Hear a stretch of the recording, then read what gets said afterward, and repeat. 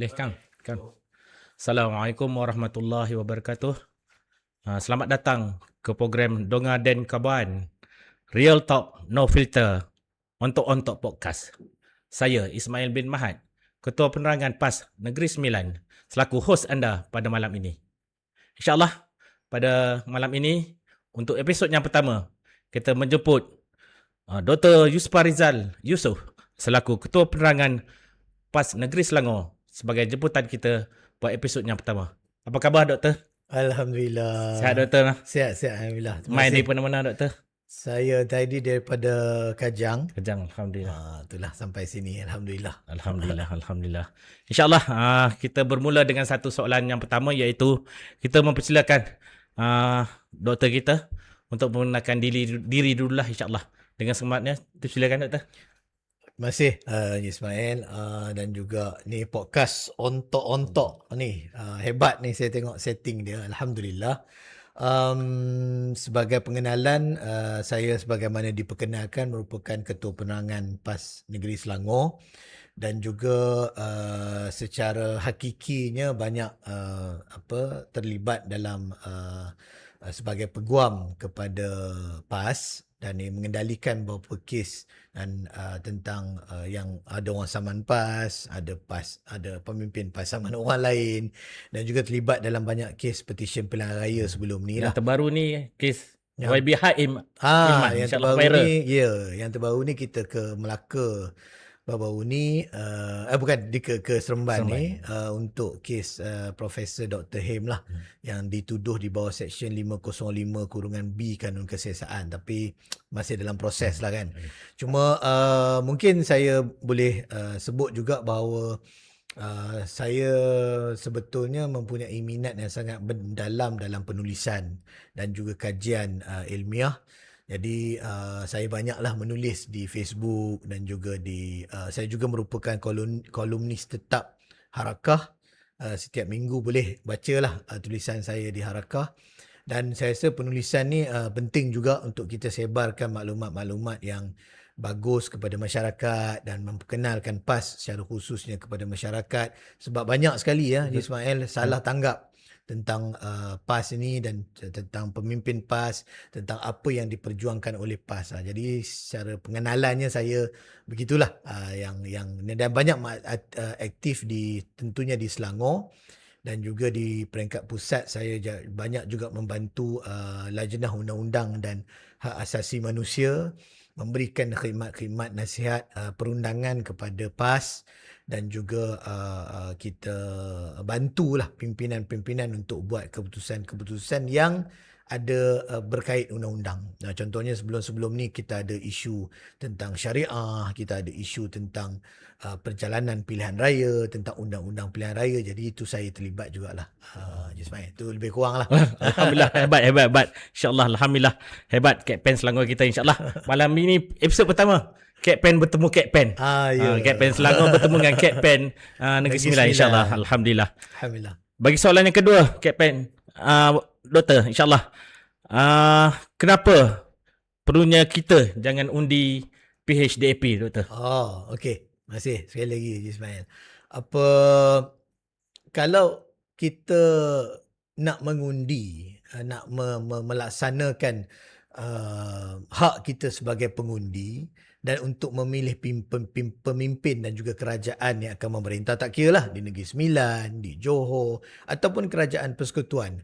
Saya kira yang paling penting untuk kita teliti dan kita nilai adalah satu, kemampuan untuk memimpin, dan keduanya bagaimana integriti kepimpinan ataupun kerajaan yang kita nak ambil. Dua perkara ni adalah perkara paling asas lah. Kita boleh cerita banyak perkara. Kita boleh cerita tentang manifesto, kita boleh cerita tentang track record, tapi akhirnya dia berbalik kepada dua perkara, iaitu kemampuan mentadbir dan juga integriti. Jadi kalau kita tengok PHDAP ni lah, kata kerajaan madani yang didominasi oleh PKR dan DAP, kan? Saya kira kadang-kadang sebelum ni kita ramai orang bertanggapan bahawa mereka ini adalah satu golongan, satu kumpulan yang bijak mentadbir.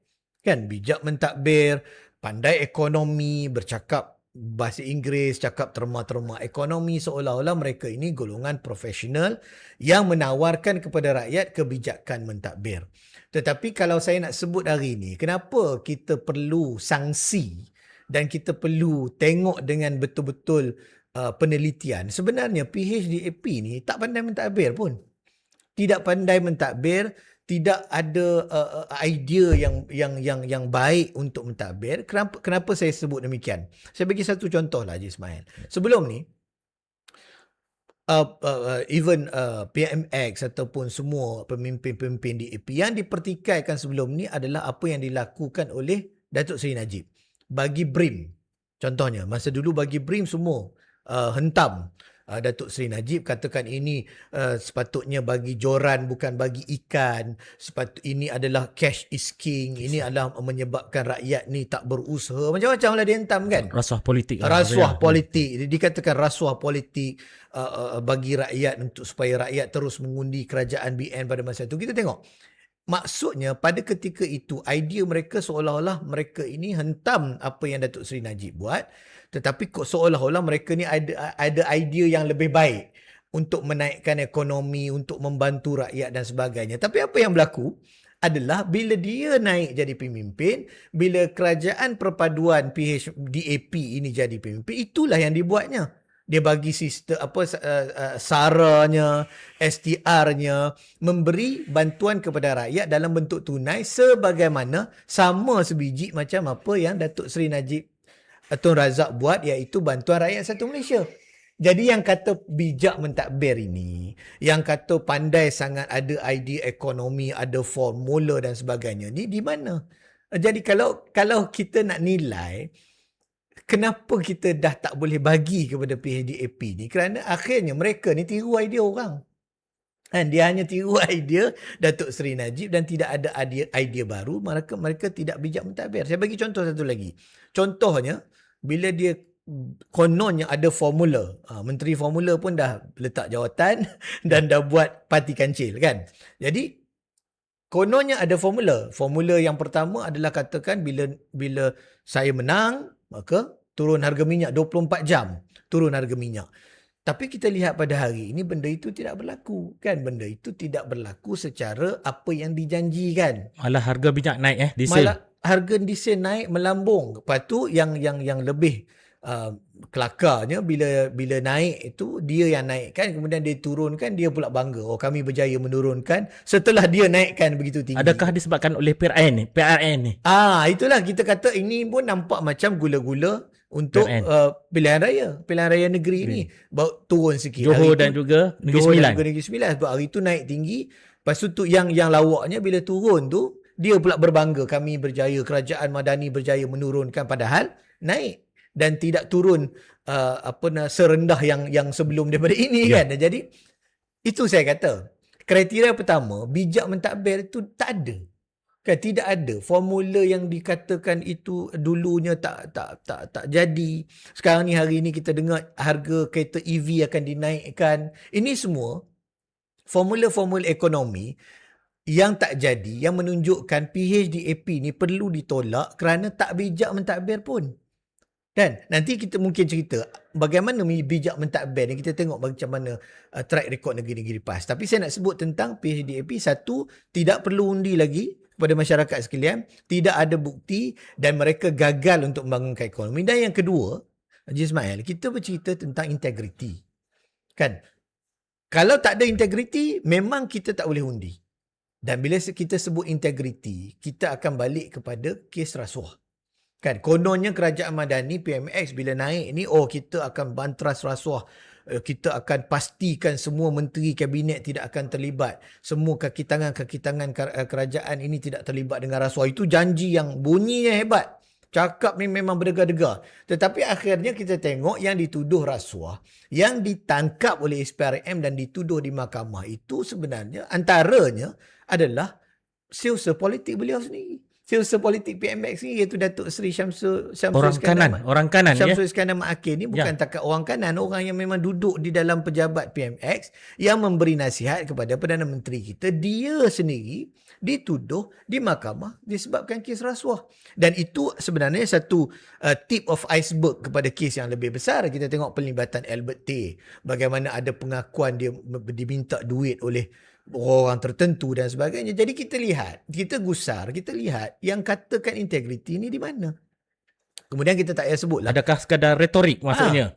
Retorik, janji-janji yang nampak macam hebat, berdegar-degar, nampak bersih, tetapi sebenarnya integriti itu, akar integriti itu tak dapat selesai sehingga ke lingkaran yang paling dekat dengan Perdana Menteri pun tak boleh nak selesai. Mungkin inilah sebabnya Rafizi keluar daripada PKR. Kalau Rafizi nak sebut tentang Parti Kancil ni, dia akan terkait kepada satu nama yang popular sekarang ni, itu Farhaj.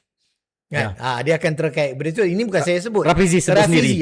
Rafizi yang sebut. Ini semua ada kaitan dengan bagaimana treatment yang diberikan kepada Farhaj Salvador, yang mana merupakan bekas pegawai khas kepada Perdana Menteri. Maksudnya special treatment lah, special treatment. Tetapi kita lihat betapa kekayaan yang dikaut ataupun diperolehi dalam jangka masa yang sangat singkat. Luar biasa. Sangat luar biasa. Bukan kita kata ni. Yang dikatanya adalah Menteri Formula yang telah letak jawatan, yang bawa Parti Kancil. Dan kita lihat Rafizi ni, Datuk Seri kot sekarang ni kan, Rafizi ni adalah orang yang antara orang yang instrumental dalam menaikkan PKR. Orang yang betul-betul dulu buat pembongkaran terhadap UMNO. Kita ingat kes NFC. Kita ingat kes, macam-macam kes dia dibongkar oleh Rafizi yang menaikkan imej PKR dan menyebabkan PHDAP ni boleh menang, Rafizi. Tapi kalau orang yang merupakan instrumental ini pun tidak percaya lagi kepada Perdana Menteri, tidak percaya lagi kepada Kerajaan Madani, dan keluar dan buat parti baru dan hentam pula Kerajaan Madani, sebut nama Farhaj dan sebut kebobrokan yang berlaku dalam Kerajaan Madani. Jadi di mana integritinya Haji Ismail? Jadi atas dua ni aja. Kita tak perlu pergi jauh.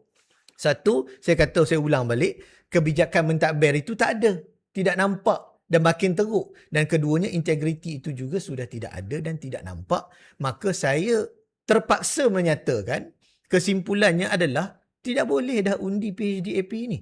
Tidak boleh dah undi Kerajaan Madani ni dengan pimpinan yang ada. Jadi maksudnya jangan bagi peluang. Jangan bagi peluang. PRN ni pun ataupun PRU. Kita sudah lihat depan mata kita. Bukti peluang diberikan. 3 tahun lebih ni dah tengok apa yang berlaku. Kita orang kata jangan masuk lubang biawak 2 kali. Kan, kalau kita dah tengok apa yang berlaku di negara kita ni, tak ada apa yang kita nampak pembangunan yang kononnya hebat sangat pun tak ada, integriti pun masalah, dan juga idea-idea ekonomi pun tak ada. Jadi kenapa kita nak bagi lagi? Di Negeri Sembilan di Johor, baik inilah masanya untuk menghantar mesej yang betul-betul jelas kepada Kerajaan Madani bahawa enough is enough. Rakyat tak nak lagi retorik-retorik ekonomi, retorik integriti ini. Rakyat mesti hukum PHDAP ini dengan tolak mereka di Negeri Sembilan dan di Johor. Saya rasa itulah yang perlu rakyat nilai. Bukan kita, banyak benda kita boleh nilai. Benda kita boleh lihat dengan mata kepala sendiri bahawa mereka ini telah diberi peluang dan tidak boleh diberikan peluang lagi. Okay. Terima kasih Dr. di atas panjang ulasan berkenaan dengan PHDAP, insyaAllah. Soalan yang ketiga, kenapa kita perlukan muafakat ummah, maksudnya penyatuan ummah di negara kita ni? Ya. Saya kalau kita sebut tentang penyatuan ummah ni, ini gagasan daripada Tan Sri Tuan Guru Presiden sendiri, yang mana ini bukan cerita baru Haji Ismail. Ini cerita Tuan Guru Presiden ini bawa penyatuan ummah ini dahulu lagi. Lama dah penyatuan ummah, daripada pakatan-pakatan yang kita sertai, gagasan sejahtera dan sebagainya. Kenapa penting adalah kerana satu, itu seruan agama pertama. Keduanya, di dalam politik Malaysia, pandangan saya, dalam politik Malaysia ini, kalau umat Islam ini berpecah, kan, tidak bersatu, maka suara orang Islam dan juga perjuangan orang Islam ni tidak akan didengar, tidak akan menjadi satu perjuangan yang besar. Dia akan jadi berpilih-pilih dan berkelompok. Maksudnya bukti dah ada sekarang ni kan? Itu dah ada sekarang. Sebab apabila orang Melayu berpecah. Sebab apa sebelum tu? Sebab apa kita bercakap tentang orang Melayu? Sebab seperti mana yang kita tahu dalam sejarah, apabila mahu melantik kan di dalam sejarah Islam, lantik Nabi kata lantik pemimpin itu daripada Quraisy, iaitu lantik orang yang majoriti berada di situ. Di satu kawasan. Barulah start negara itu akan stabil. Ini saya kira adalah asas politik di dalam dunia ni. Jadi di Malaysia ni orang Melayu Islam adalah majoriti. Jadi biarkan kita perlu berikan pentadbiran itu kepada orang majoriti yang juga akan menjaga hak minoriti, tetapi majoriti umat Islam ni dalam keadaan berpecah-pecah, tidak bersatu, maka akibat tidak bersatu ni akan menyebabkan mungkin golongan minoriti yang akan memerintah. Dan apabila golongan minoriti yang akan memerintah, yang jadinya akan jadi kekacauan. Kerana masyarakat majoriti Melayu Islam akan merasa terancam. Majoriti orang Islam akan rasa perjuangan mereka itu tidak didengari. Dan orang Islam akan merasa bahawa agama Islam ini mungkin terancam. Budaya Melayu mungkin terancam. Kita tengok. Kalau di Kuala Lumpur misalnya kata Haji Ismail. Di Kuala Lumpur, kita orang Islam ni kita akan terasa apabila dekat Bukit Bintang tu buat rain rave. Buat budaya-budaya konsert tak apa, konsert tu satu hal, tapi konsert yang ada pancut air, basahkan penonton dengan muzik-muzik yang kuatnya, ya walaupun dikatakan arak tidak ada, tetapi ini adalah hedonisme yang dibawa dan tidak cocok dengan perasaan kita sebagai umat Islam. Kan apatah lagi dalam keadaan perkara 3 Perlembagaan Persekutuan menyebut Islam adalah agama persekutuan. Dan banyak lagi undang-undang yang protect akidah umat Islam dan sebagainya.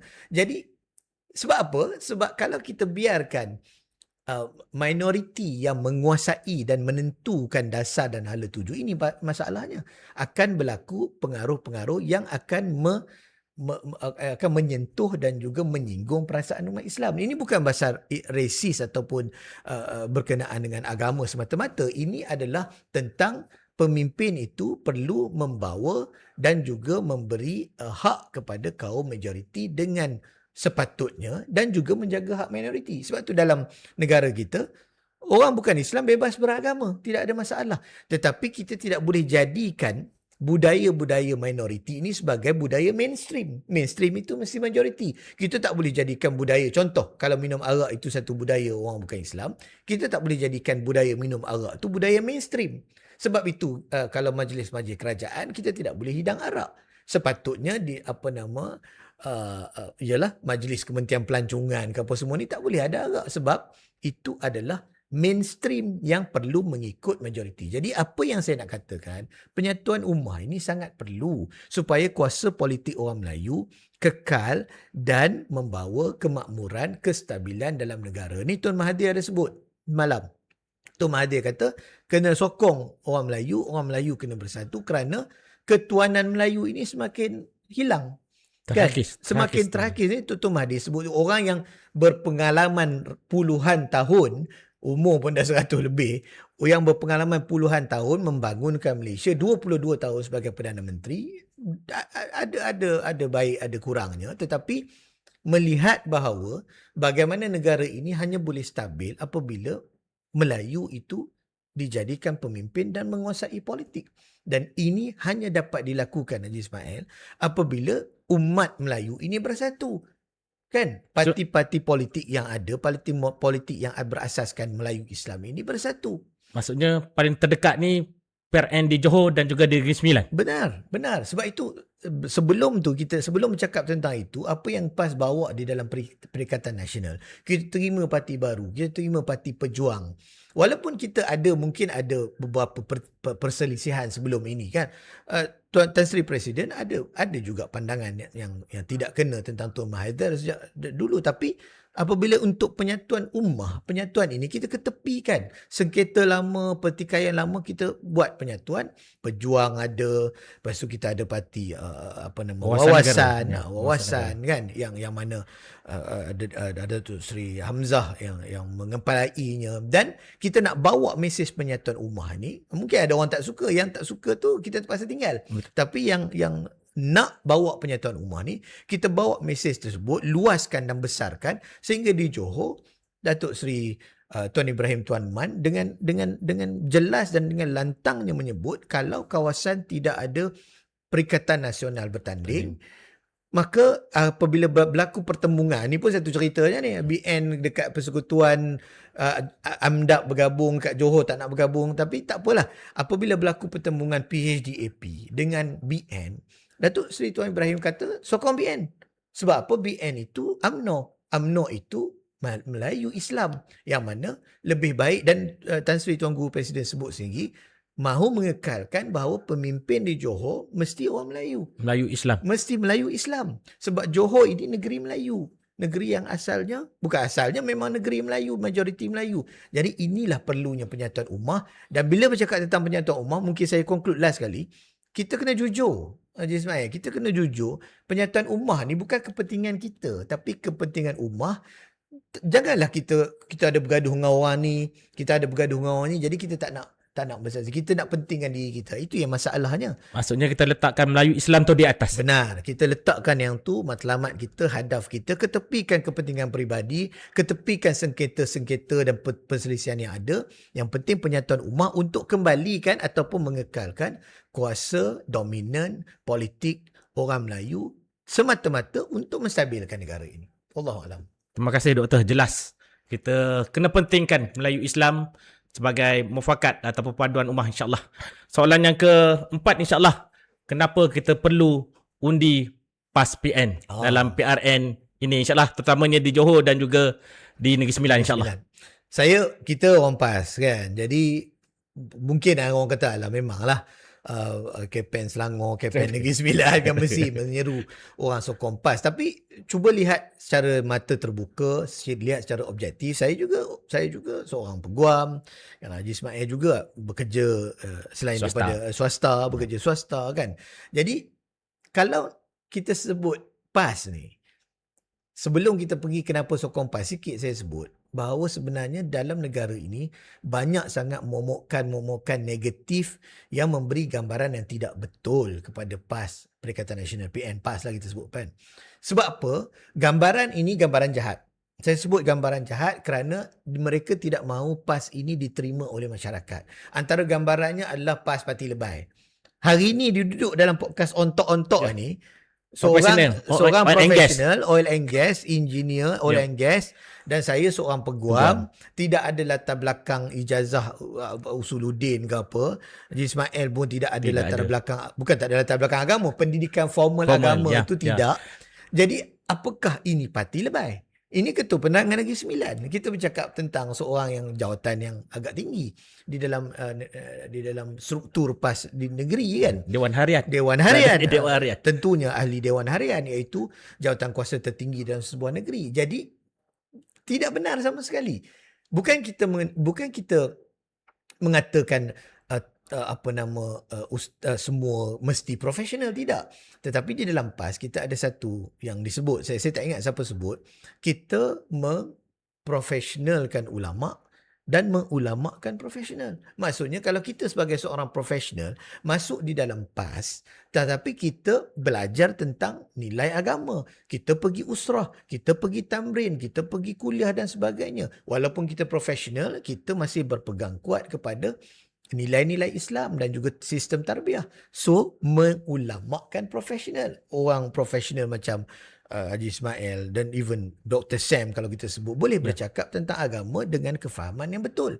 Dan juga memprofesionalkan ulama. Ulama yang ada, ustaz-ustaz kita yang hebat pengetahuannya, kitab turasnya, belajar di Timur Tengah dan sebagainya, mereka ini nampak pakai lebay. Tetapi kalau kita letakkan mereka di dalam jawatan-jawatan yang profesional, mereka boleh lakukan sebab kita memprofesionalkan ulama. So itu yang sebenarnya dibawa oleh PAS ni. Haji Ismail pun ni pakai songkok macam macam pejuang Melayu ni kan. Muafakat ummah. Jadi ini salah faham. Dan keduanya saya rasa ramai orang tanya soalan ni. Boleh ke PAS mentadbir? PAS ni faham ekonomi ke? PAS ni boleh jadi, siapa nak jadi menteri teknologi, siapa nak jadi menteri alam sekitar dan sebagainya kan. Tapi saya nak sebut kat sini, kenapa? Sekarang ni kita tengok depan mata, buka cari dekat ChatGPT, tengok. Kita telah meletakkan contoh yang jelas apabila kita mengambil alih pentadbiran negeri Kedah dan juga negeri Terengganu. Sebab apa saya sebut Kedah dan Terengganu? Sebab itu yang terkini. Kelantan ni cerita lama. Dah 30 tahun lebih kita tak nak cerita dah. Tapi kita cerita yang terbaru, apa yang PAS tawarkan kepada masyarakat di Kedah dan di Terengganu. Kalau seseorang pemimpin mewarisi satu keadaan negeri yang teruk, tapi dia boleh kembalikan negeri itu kepada satu keadaan yang baik, maka tidakkah itu bermaksud pentadbiran yang bagus? Kan? Contohnya di negeri Terengganu. Negeri Terengganu, Dr. Sam mewarisi hutang yang berbilion dan juga mewarisi projek-projek terbengkalai yang begitu banyak. Hotel Paya Bunga, Strawberry Park Resort, rumah-rumah mampu milik di beberapa kawasan. Ini semua projek terbengkalai yang bila Dr. Sam ambil, dia terpaksa selesaikan. Dan hari ini kita tengok semua projek-projek ini telah berjaya diselesaikan oleh Dr. Sam. Dan juga hutang telah berjaya dikurangkan hampir 900 juta. Haji Ismail. Ni dalam keadaan Terengganu ni tak dapat royalty secara direct lah orang kata. Maksudnya dikala tangan diikat di belakang. Dikala tangan diikat, kaki diikat, tapi masih boleh memulihkan ekonomi Terengganu. Bayangkan kalau tidak diikat, bebas. Kalau tak diikat jadi negeri maju. InsyaAllah. InsyaAllah. Jadi begitu juga di Kedah. Bagaimana MB Sanusi bawa pelaburan yang mencatat rekod yang tinggi. Ada kilang macam-macam dekat Kedah ni kan. Dengan Kulim high-tech parknya. Dengan airport yang akan dibuat dan sebagainya. Jadi soalan boleh atau tidak PAS mentadbir itu telah terjawab. Telah terjawab dengan Kelantan, telah terjawab dengan Terengganu. Dan apa yang telah dilakukan inilah yang akan dilakukan. Track record inilah yang akan dibawa sekiranya PAS ini menang di Negeri Sembilan. Sebab InsyaAllah. Kalau menang di Negeri Sembilan, menang di Johor misal kata, membentuk kerajaan yang mana dikuasai oleh orang PAS, bukannya kita mentadbir ni dengan cara yang tak tahu cara kan. Kita boleh belajar daripada rakan-rakan kita di Terengganu. Kita dah ada contoh. Kita boleh bawa pakar-pakar orang PAS, pakar-pakar daripada Kedah untuk bantu Negeri Sembilan dan bangunkan Negeri Sembilan. Dan yang paling penting, kenapa perlu sokong PAS PN ni? Satu tadi, memang kita image kita profesional ramai. Keduanya adalah kita dah tunjukkan track record mentadbir. Dan yang ketiga yang paling penting Haji Ismail, kenapa perlu sokong PAS PN dan tak perlu sokong PHDAP apa semua ni? Kerana PAS integritinya 100% tidak pernah tercalar. Tidak ada kes rasuah. Sangat hebat. Tidak ada kes rasuah. Zero kes rasuah. Saya berani sebut, saya peguam. Saya buat kes di mahkamah. Tetapi PAS tidak ada kes, zero kes rasuah, kes pimpinan yang terlibat dengan rasuah. Tak ada langsung. Baru-baru ni di Perlis, dikatakan anak kepada Menteri Besar dituduh rasuah. Dilepaskan oleh mahkamah. Tidak terbukti pun. Jadi semua yang 90 juta dikatakan PAS ambil daripada Datuk Seri Najib, tak ada 90 bukti. juta. Bukan tak ada bukti. SPRM mengesahkan memang benda tu tak betul. Jadi akhirnya integriti, zero rasuah. Carilah parti lain yang zero rasuah. Tak ada selain daripada PAS. Tak ada selain daripada PAS. Hebat. Jadi boleh mentadbir, ada ramai profesional dan juga integriti. Saya tidak nampak lagi sebab kenapa kita tidak boleh undi PAS, kenapa kita tidak boleh beri peluang kepada PAS di Johor, di Negeri Sembilan, dan masyarakat di Sabah dah bagi peluang kepada PAS. Anak sulung PAS di Sabah telah lahir Datuk Dr. Ali Akbar yang semua orang suka. Karambunai. Semua orang suka Datuk Dr. Ali Akbar dengan karakternya. Itulah PAS. Profesional, tapi akhlak begitu tinggi, menyantuni semua kaum, pandai mentadbir. Dan inilah yang akan kita bawa di Negeri Sembilan, inilah yang kita bawa di Johor. Maka tidak dapat tidak, mesti undi PAS Perikatan Nasional. Okey, tuan-tuan dan puan-puan, pastikan undi PAS PN insya-Allah di PRN Johor dan juga PRN Negeri Sembilan insya-Allah. InsyaAllah. Buat yang terakhirnya insya-Allah, Doktor, soalan yang terakhir, seruan bagi FTV pengundi muda yang kebanyakannya mungkin 50% daripada pengundi jumlah pengundi di PRN ini, insya-Allah. Silakan. Seruan saya mudah kepada first time voter kita, orang yang pertama kali mengundi, khususnya golongan muda. Golongan muda ni pertamanya, sekarang ni mereka bijak. Mereka adalah golongan yang bijak, golongan yang membaca, akses maklumat itu berada di hujung jari. Haji Ismail, anytime dia boleh tahu semua benda. Facebook, TikTok, Thread, TikTok, Instagram, ChatGPT. Maka mereka ini adalah golongan yang bijak, yang terdedah kepada maklumat yang begitu banyak, dan yang orang kata apa, tak ada hanky-panky. Dia nak, dia tak ada nak ni semua. Jadi kepada FTV, PAS PN menawarkan satu benda, satu pentadbiran yang telus. Kan? Satu benda pentadbiran yang telus. Jadi golongan FTV ni kalau nak tengok pentadbiran yang tak ada hanky-panky, tengok pentadbiran yang telus, kita tahu semua benda yang berlaku, apa yang berlaku, maka PAS dan PN adalah pilihannya. Kita tengok di Kedah macam mana kontrak diberikan kepada, kontrak kerajaan diberikan tu, dicabut bola pimpong secara live di Facebook.